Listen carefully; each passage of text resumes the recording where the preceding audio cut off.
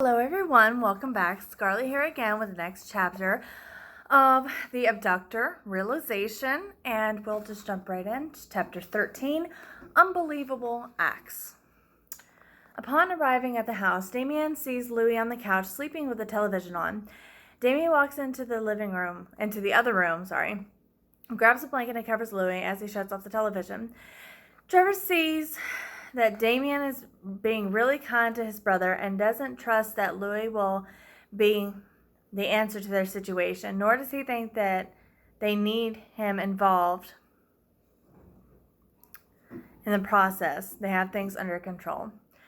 Trevor doesn't say a word. Instead, he opts to get a workout in while Damien goes to bed. Okay. Thoughts run through his mind of getting out of the gym and killing Louis, but he knows Damien has big plans for him now. And if he does kill Louis, there will be I am very sorry. There will be let's try this again. A very steep price to pay for acting out. After finishing his workout, he takes a quick shower and heads over towards Damien's bedroom. Trevor thinks of a way to get rid of Damien and Louis without them getting a hold of him. Louis gets up to go to the bathroom and sees what Trevor is doing, but doesn't say a word. Louis walks out of the bathroom about 10 minutes later, and passing by Damien's room, he sees Trevor still standing there, just watching Damien. He knows he's plotting his next move, yet he doesn't say a word. He goes back to the couch. Several minutes have gone by, and he hears Damien's bedroom door close. He steps head his way, so he closes his eyes. Louis realizes he's getting sniffed by the person standing over him. "What the hell are you doing, Trevor? That's a weird smell in the house. So you think that it's me, and you have to basically make love to me to find out? But you're right, there is something fishy in this house for sure." "What are you talking about? Don't cross the line, Trevor. I can tell you're on thin ice. You're like a savage dog that doesn't know when to stop and needs to be put down." "Who's going to put me down? You?" Trevor asks with a smirk. "I wouldn't dirty my hands with your worthless blood." "Well, it's not like you would be able to get the best of me." "Already did." "Remember, I kicked your butt in the room with one leg. Imagine what I would have done if I were completely healthy." Trevor storms out of the room. Louis turns on the television while Trevor goes to the basement to take out his frustrations on Andy.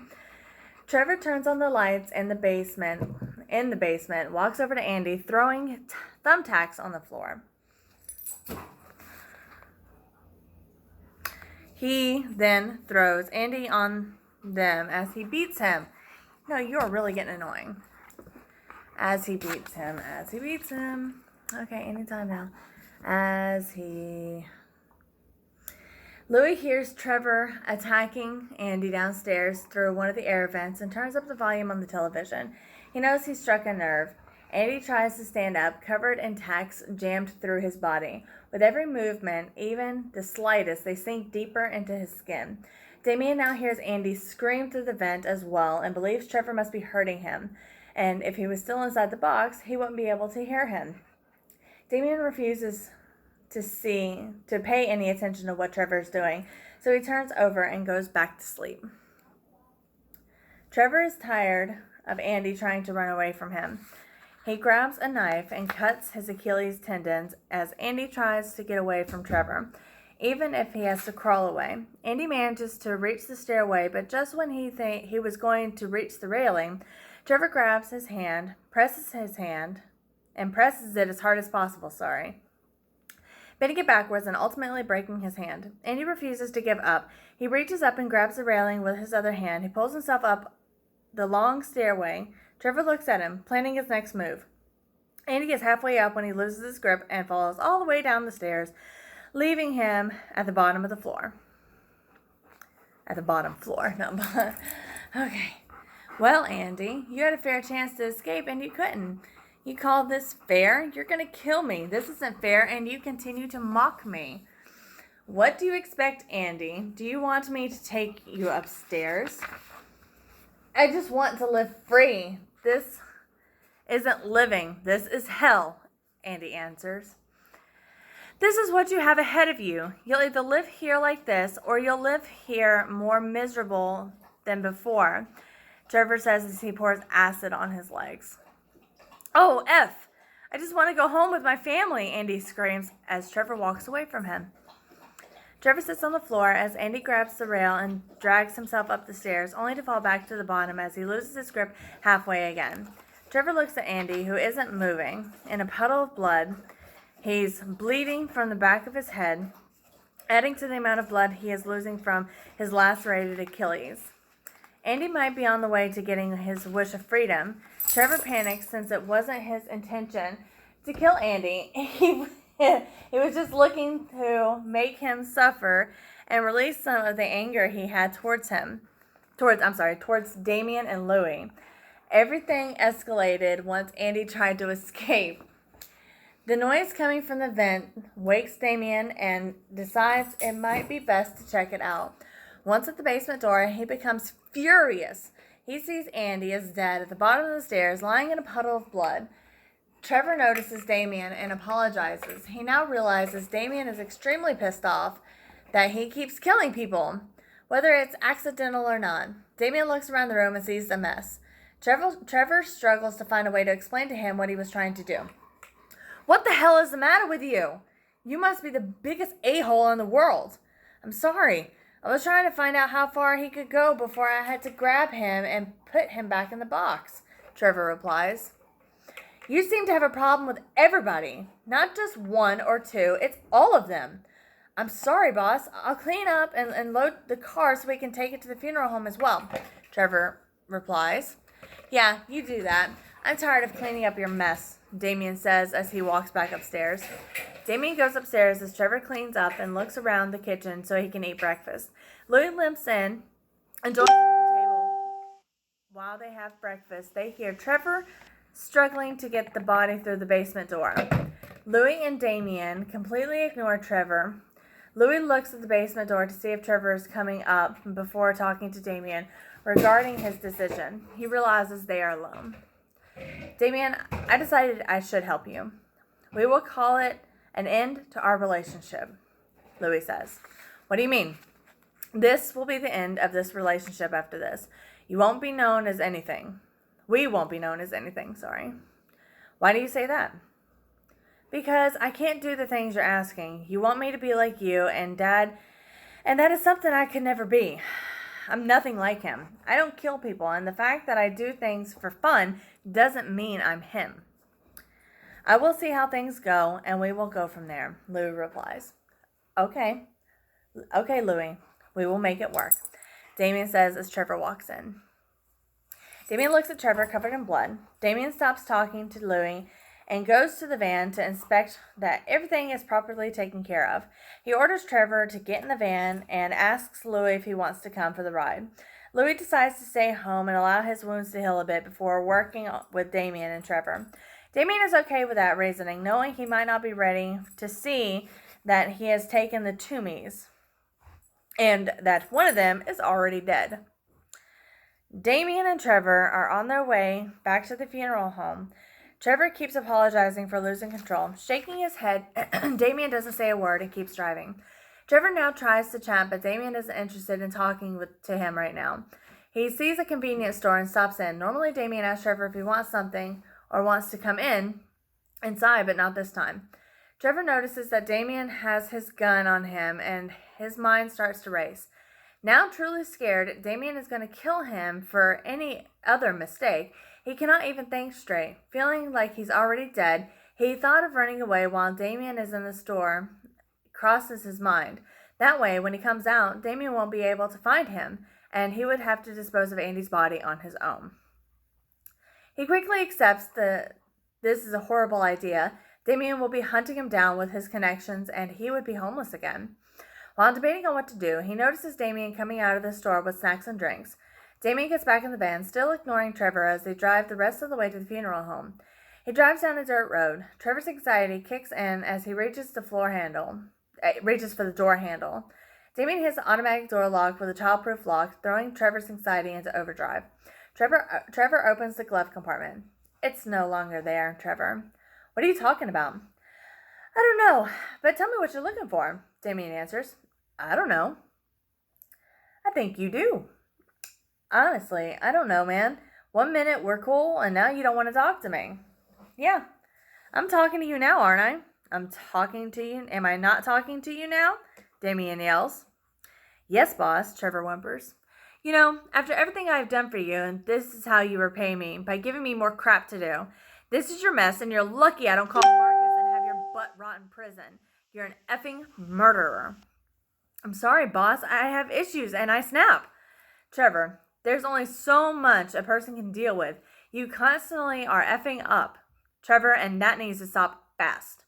Please, Damien, don't kill me. I can change and try to keep it under wraps. I'm not going to kill you. I despise killers. Nothing but cowards taking lives to feel powerful. I don't need to do that. So what are you going to do? Nothing.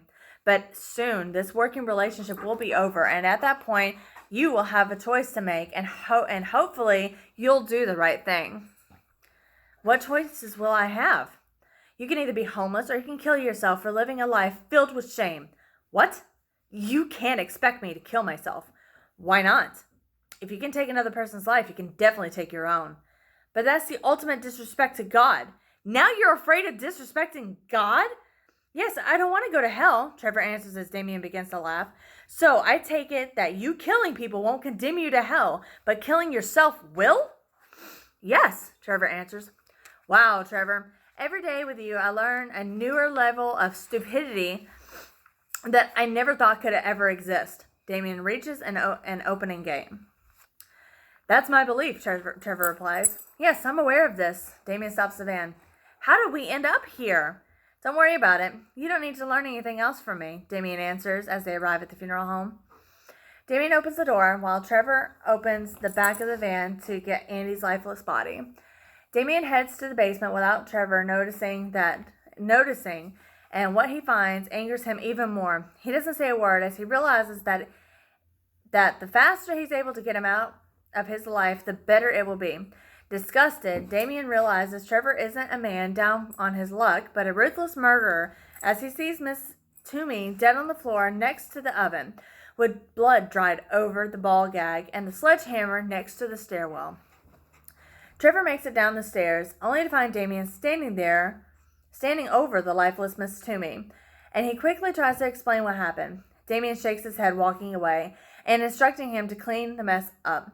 Once everything is cleaned, they will have that conversation. Trevor places Andy in the oven first so he doesn't continue to spill blood throughout the floor. While the body is burning, he heads back upstairs to bring the plastic back from the back of the van, and throws it in the oven as well. When he reaches the top of the stairs, he sees Damien sitting at the table. As soon as he realizes Trevor is there, he walks out of the room. Tell me what the F happened to Mrs. Toomey, Damien yells. Boss, I'm sorry. I was trying to make her suffer a bit and mocking her. I might have hit her too hard with a sledgehammer and caused some internal bleeding. You effing think? How stupid can you be? Don't even answer that. According to you, you're a step below a effing rocket scientist. But we both know you're an effing dumbass. I didn't mean to. In this life, it doesn't matter what you meant to do. It matters what you do. That's something you don't seem to understand, and it's beyond frustrating. You keep saying you're going to get better, and yet you show no improvement, none whatsoever. Not even something that can make me say, damn, he's coming around. Look what you did. Not only did you break her ribs, she died in an extremely painful manner, which is more disturbing than everything else you have done. I'm not a killer. You left her gagged as she was coughing, trying to spit out the blood from her internal injuries. You're someone who deserves to die, and you're lucky I'm not a killer. Trevor becomes enraged. I told you, I'm sorry. Now stop belittling me. Trevor replies with a defiant tone in his voice. I take it you don't like what I'm saying to you. Well, that's too effing bad. You're an F up.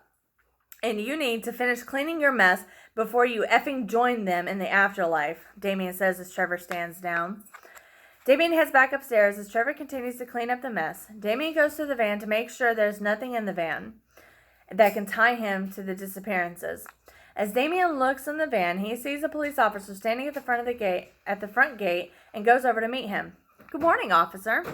"Good morning, Mr. Hall. I got complaints from a few people that there was someone on the property." "No, just me and a friend doing some work around the property. We're going to try to reopen the funeral home." "Oh, that's great. You know, the community was crushed when you guys closed it after your grandfather's passing," the officer replies. "Well, I'm hoping to have it running soon. So if someone calls about people being here, that's why. You can give the message in the to the dispatchers. I would appreciate that." "Not a problem, Mr. Hall. Good luck with the renovations, and you have a great day," the officer replies. "Thanks, officer. Hope you have a great one as well."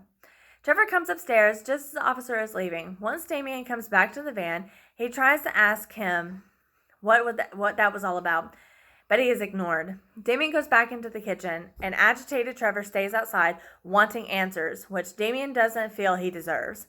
Trevor now begins to look under the seats to see where Damien hid the knife, but he cannot find anything. Suddenly, he feels someone standing next to him. As he turns his face, he's stabbed on his right cheek, piercing through the left cheek. "I told you it wasn't in there," Damien says as he pulls out the hunting knife. It pulls the hunting knife out of Trevor's cheeks. "Now, I'm wondering why you needed this knife while I was driving when Andy was already dead. Why would you need it now when everyone is dead and placed into the oven?" Trevor doesn't say a word. "The only thing that comes to mind is that you wanted to kill me too. You ungrateful son of a bee. After everything I've done for you, it doesn't matter because I forgive you, and hopefully after this, we can turn the other cheek," Damien says, laughing. "Oh, I'm sorry. A bit too soon for comments about cheeks since you just lost both. But look at it this way. Now it will look like you're always happy, even when you're miserable. Go inside and wash up, and get a towel so we can head back to the house. Louis can stitch you up and make sure every door is locked." Trevor is in the bathroom washing his wound. He opens the medicine cabinet and finds a bottle of alcohol. Trevor washes the wound some more with water and pours the alcohol on it, letting out a loud scream. Trevor is now on his way out of the funeral home and goes to sit in the front seat when Damien grabs him by the neck and throws him up against the van. Where do you think you're going?" "I said, where do you think you're going?" "To sit so he can leave. I need help, boss," Trevor replies. "Don't you worry, we will get you help, but you will no longer ride in the front with me. At least not until you've learned to show me the respect and loyalty I deserve." "So where am I going to sit?" "Simple. In the back, where all the people I take go. Until I can trust you, you'll be getting the same kind of treatment as them. You're no longer special to me." Damien takes him to the back of the van, throwing him inside. "You're my bee now. You will do as commanded." Damien closes the door. Damien jumps in the van and drives, bouncing from side to side. Trevor's unable to gather his balance in the back of the van. Damien grabs the cell phone and calls Louis to let him know he'll need to stitch Trevor up before he goes into his room. It really is a shame that under different circumstances, they could have been great friends, but there's no trust between them anymore.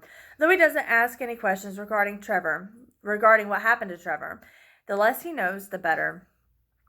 Trevor continues to bleed onto the towel as he applies pressure to the wound. Damien stops at the same convenience store as he did earlier to get something to drink. Trevor looks for a way out of the van. He has decided it is indeed better to run away than to stay with Damien and end up being tortured or forced to commit suicide. Now Damien is coming out of the store, but he stops for a minute to enjoy his drink. He notices that Trevor is trying to escape, and he stands there for about 5 minutes to see if Trevor manages to get out. He highly doubts it will happen since he removed all the tools and handles, and the doors are reinforced.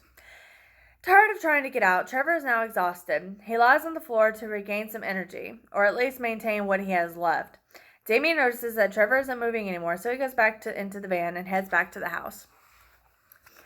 Louis notices that Damien has pulled into the driveway and heads over to the door. Ow! Neither Damien nor Trevor for any insight on the day that he has had, and Louis doesn't ask any questions. Louis begins to stitch Trevor up, who sighs every single time the needle passes through his skin. Damien, annoyed with Trevor, tells Louis that tells Louis to just stitch him up quickly and throw him in the room and lock him in there so there's no way he can escape. Damien looks on without a care in the world, nor does he show any remorse towards Trevor. The expression on his face shows that he's ready to kill him. Louis certainly knows something has happened between the two. He can sense the tension between them. Louis finally finishes stitching up Trevor and he is about to take him into the room. Damien tells Louis to rest his leg. He'll take Trevor in the room. It wasn't meant to be this way. Trevor, it really wasn't. Trevor's overtaken with fear.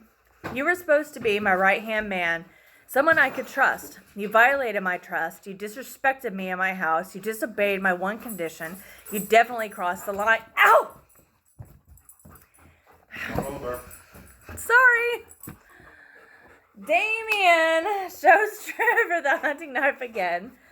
I'm going to save you soon enough. I'll cleanse your soul one way or another.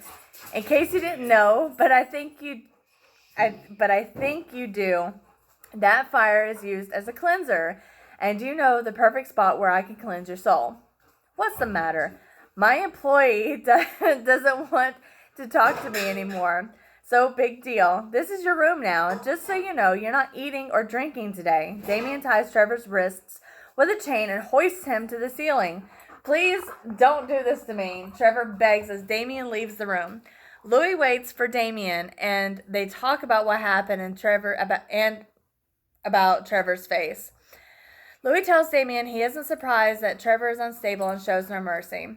He's someone that just goes on a rampage without thinking. Damien agrees with Louis, and he lets him know that this might be someone that they will have to get rid of. He might have the best way of doing it.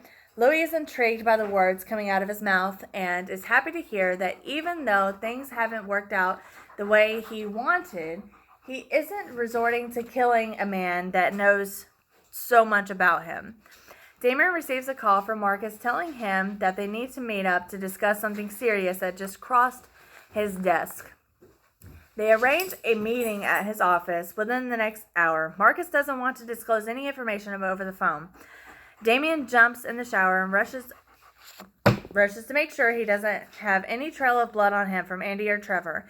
Damien lets Louis know that he's going to meet Marcus right now, and he'll be back as soon as he's done there.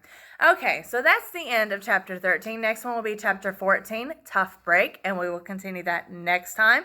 Sorry for all the interruptions of my wonderful reading buddy, but unfortunately, that's what happens when you get a big giant dog. So, next time, that's it. See you guys next time. Bye.